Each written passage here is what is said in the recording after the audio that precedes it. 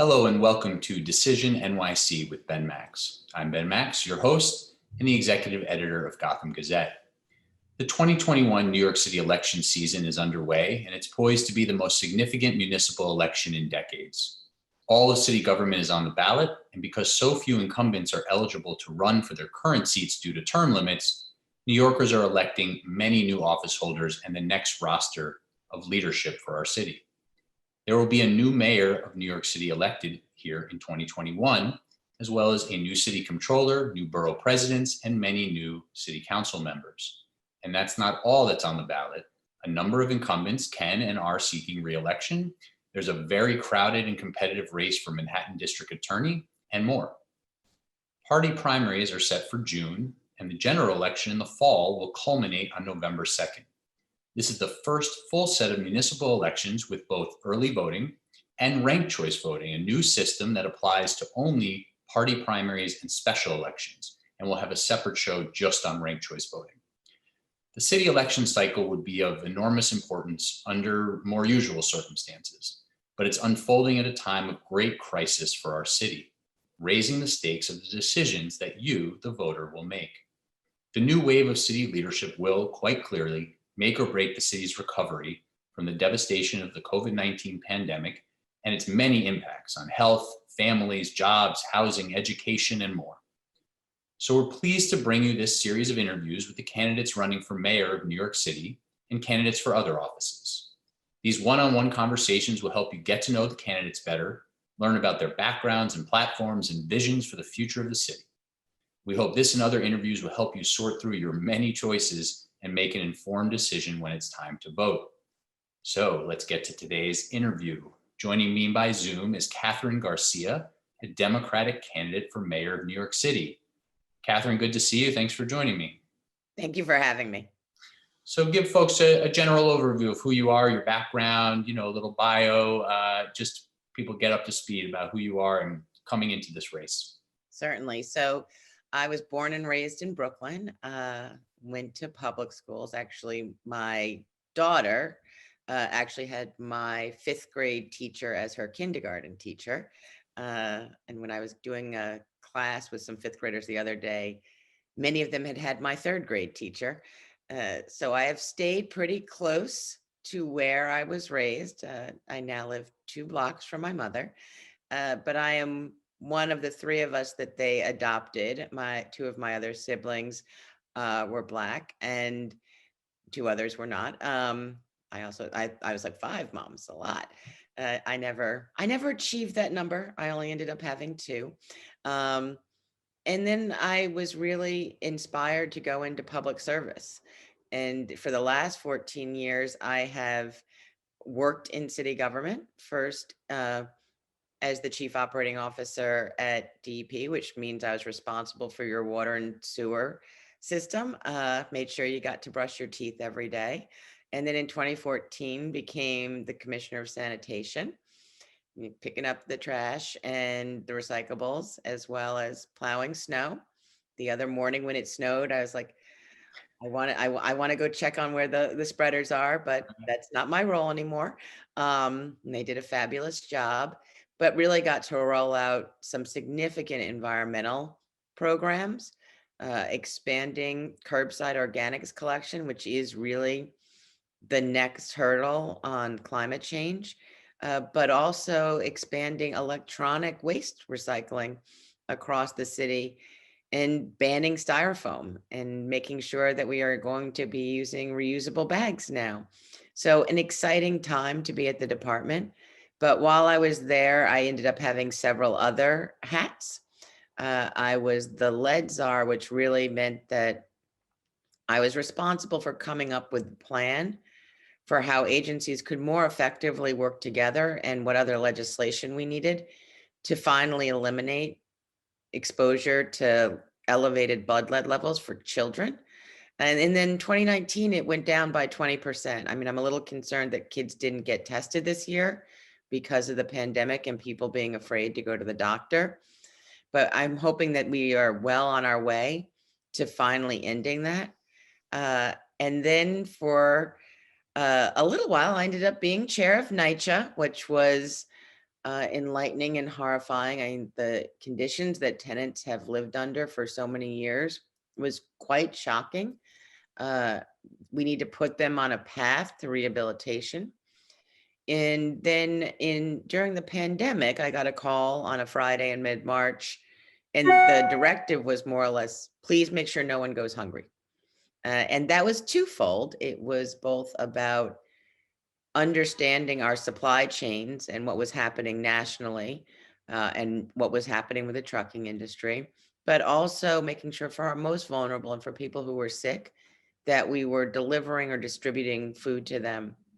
And in the end of May, when it was sort of peaking for demand, we were delivering over 1 million meals a day and distributing another 500,000. And I know the need continues today, uh, but at least people have been able to get out and go to grocery stores more often. All right, so you've worn a number of hats in city government over the last decade plus. What have you learned about city government that makes you want to now be in charge of all of city government? Why go from the heights of, being an appointed official to now running for office for the highest office in the city and wanting to be in charge of all of it? I am committed to public service. I've always been committed to public service. I'm not a traditional politician.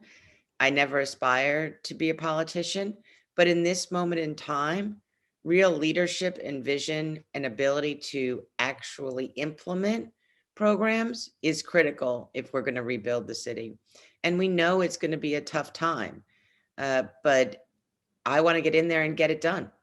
And what are you especially skilled at? I mean, you come from the agencies, you've had these different hats, you've had multiple hats in the last year or so under Mayor de Blasio. Why did he go to you to be interim chair of Night Show? Why did he go to you to be the food czar? Are there things that, particular skill set you think you have or you have that you would bring to the office of mayor?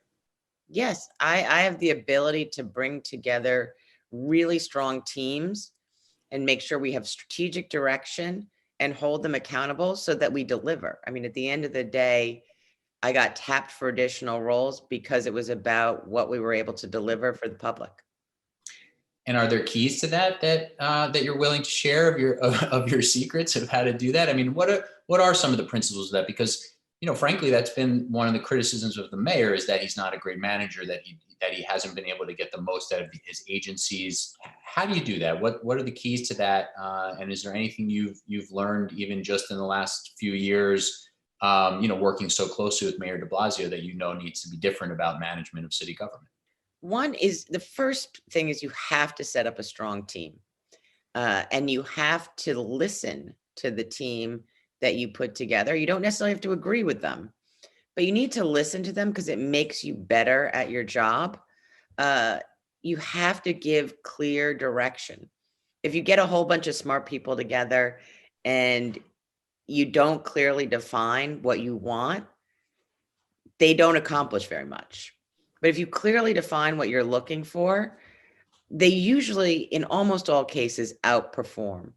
And you have to hold them accountable for that performance.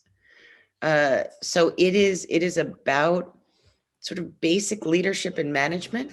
You're staying in touch, you're tapping into their creativity, and you're really driving the ship. And what does accountability look like, or what should it look like at the highest levels of city government? Well, it's some of them are very basic, like did you or did you not collect the garbage? Mhm. Uh, you know, did you or did you not plow the snow? Did you or did you not deliver the food we said we were going to deliver? Uh, What do you do? What do you do when those things are not happening up to snuff, though? I mean, that's one of the questions: is should there be more? Should a mayor be more quick to demote people? Have people leave city government? Should it be managed more like a business?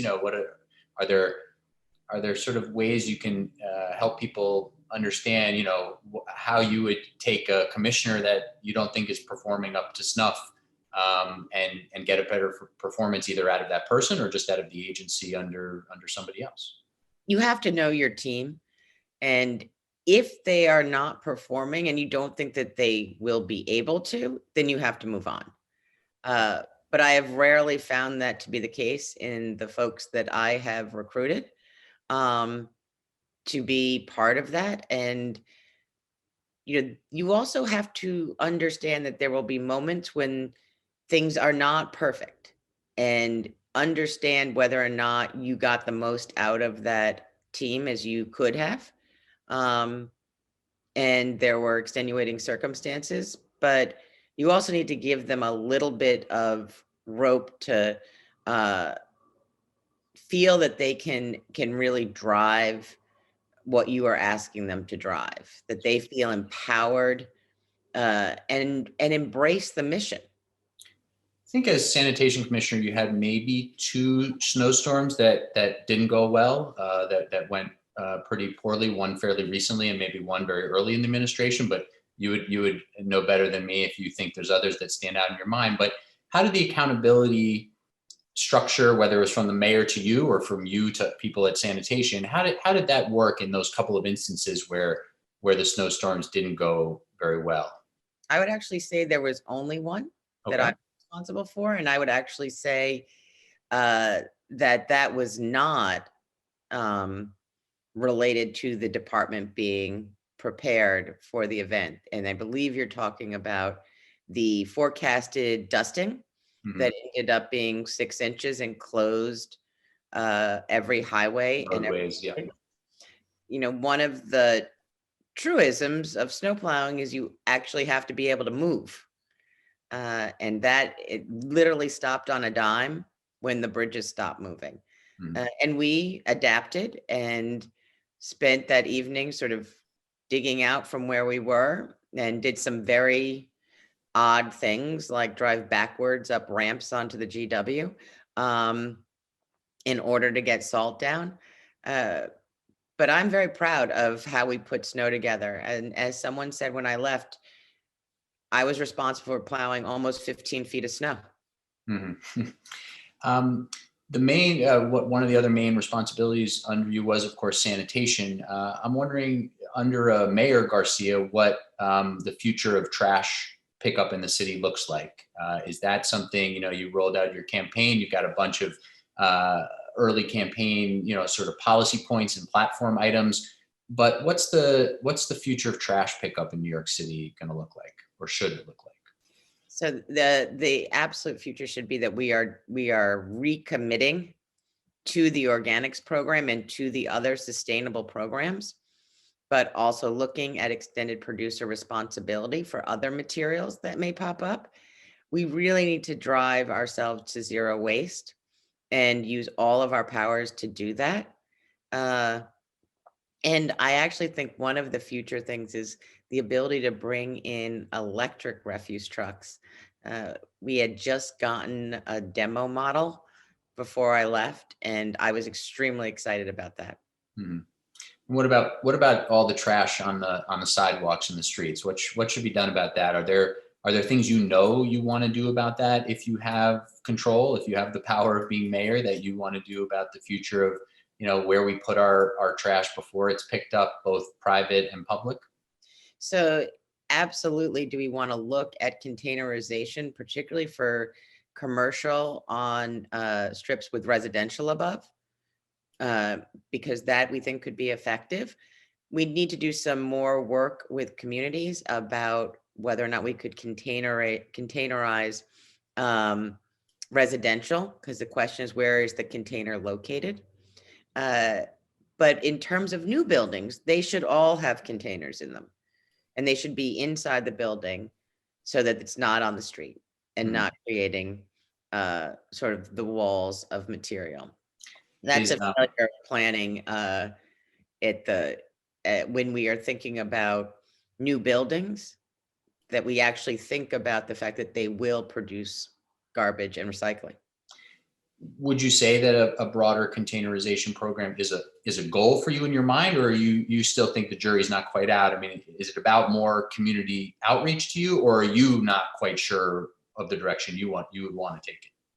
I would love to take it in that direction, but I need to understand better if I actually thought it could work. I mean, Mhm.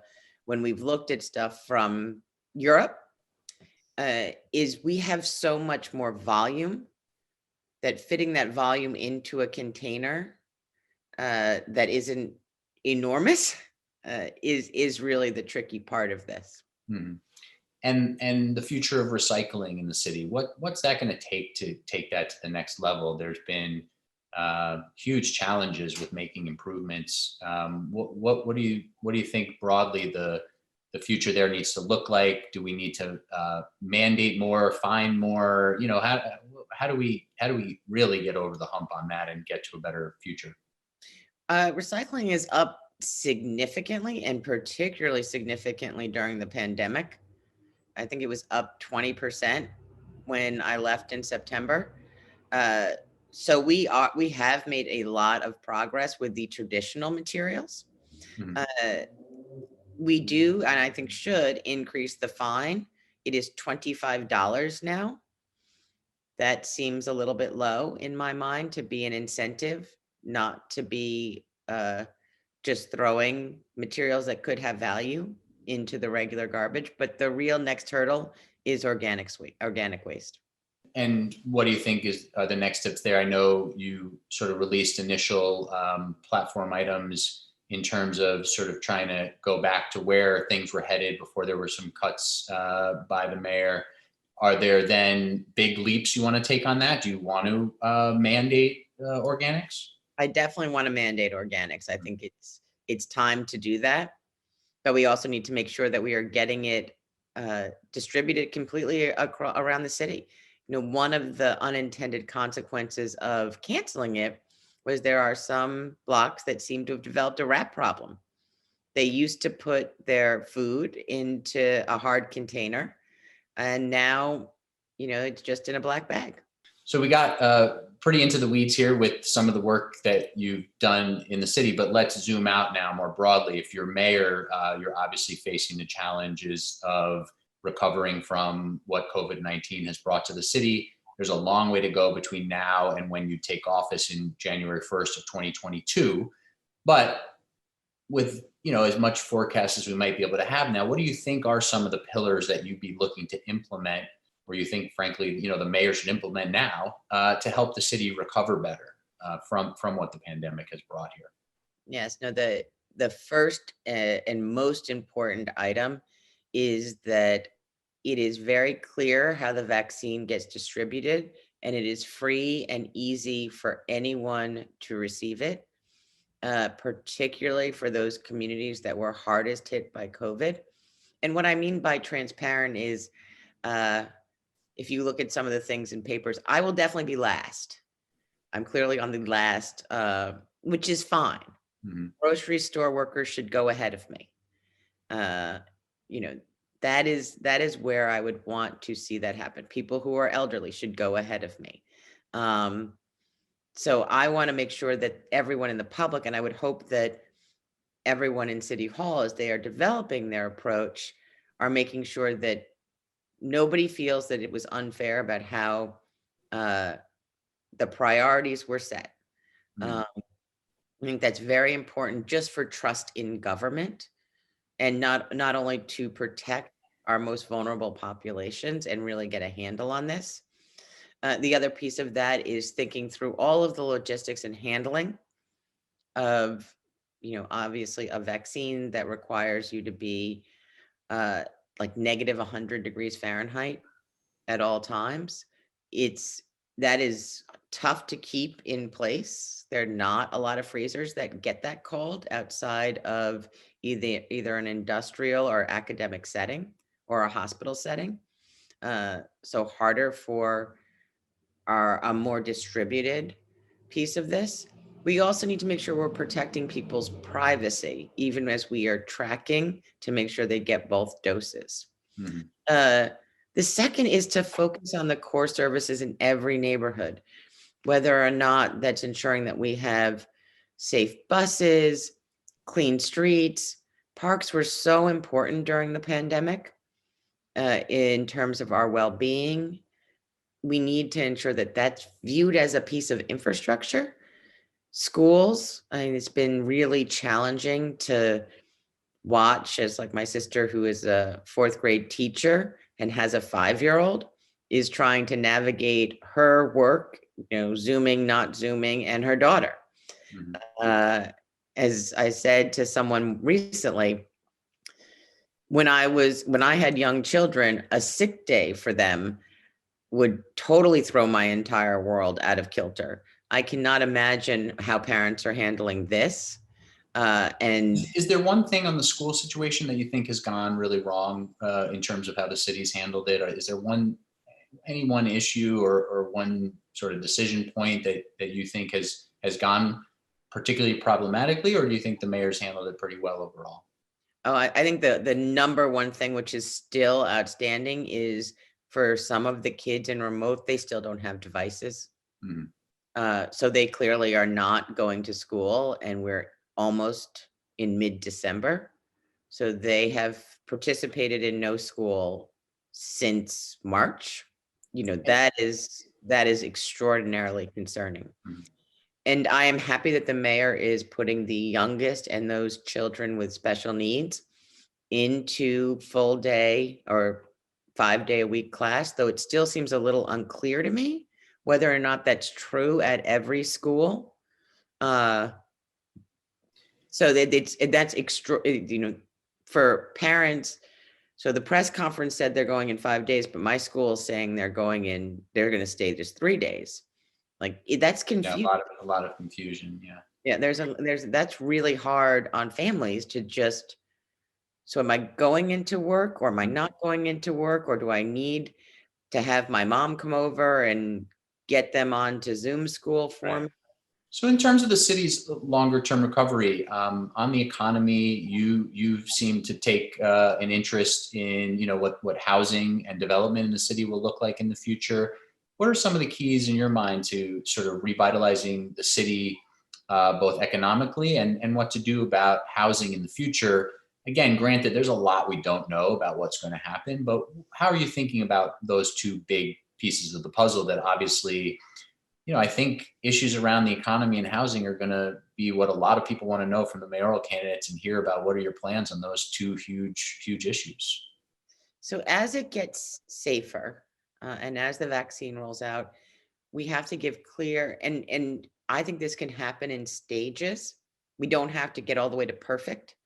Uh, we need to give clear direction to some of the industries that have been hardest hit, particularly culturals, the arts, Broadway, uh, the restaurant industry, to tell them exactly what do you need to do at each stage of this.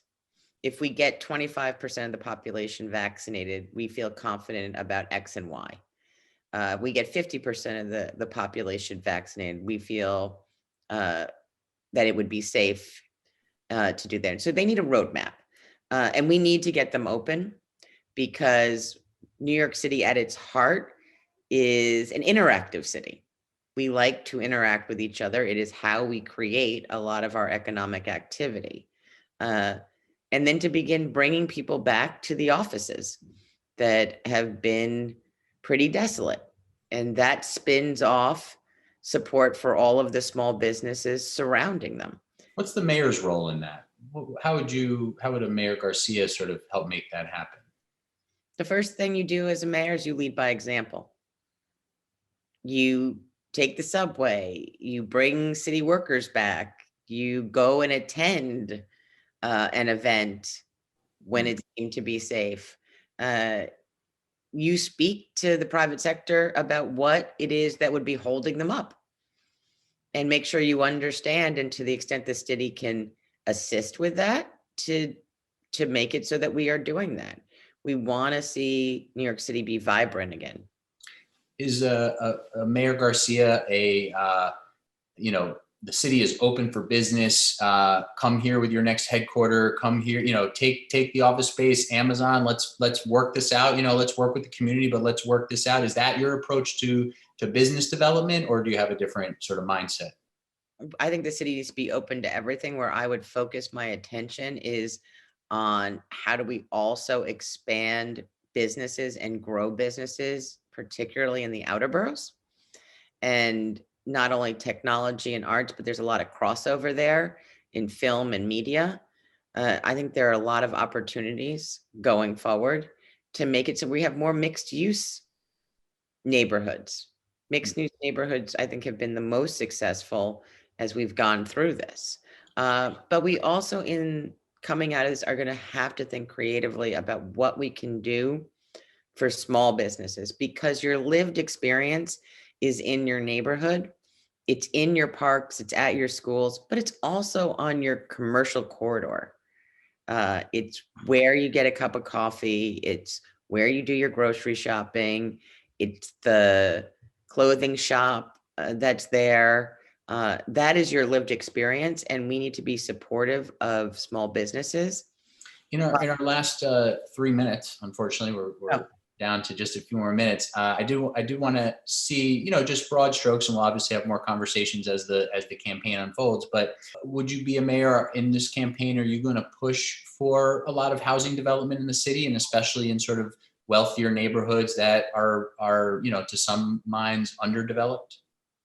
I absolutely want to see the expansion of housing development everywhere, but also in those neighborhoods, tend to be wealthier that have rich in transit. Mhm. Uh, every building we don't build are families that are not housed. Any particular neighborhoods right now that are prime for that? I'm supportive of the Soho rezoning. Mhm. Any others that you'd name now? I have not studied it enough to name another neighborhood at the moment. The other thing I wanted to ask you about is policing. How would you capture for folks, what your approach is? Would you, are you in the camp of, the police force is too big at 35, 36,000 uniformed officers and another 10, 15 civilian? Do you want to remove $1 billion or so from the annual budget, or you have a different approach? We need to have police reform, and that's partly about management and holding police officers accountable.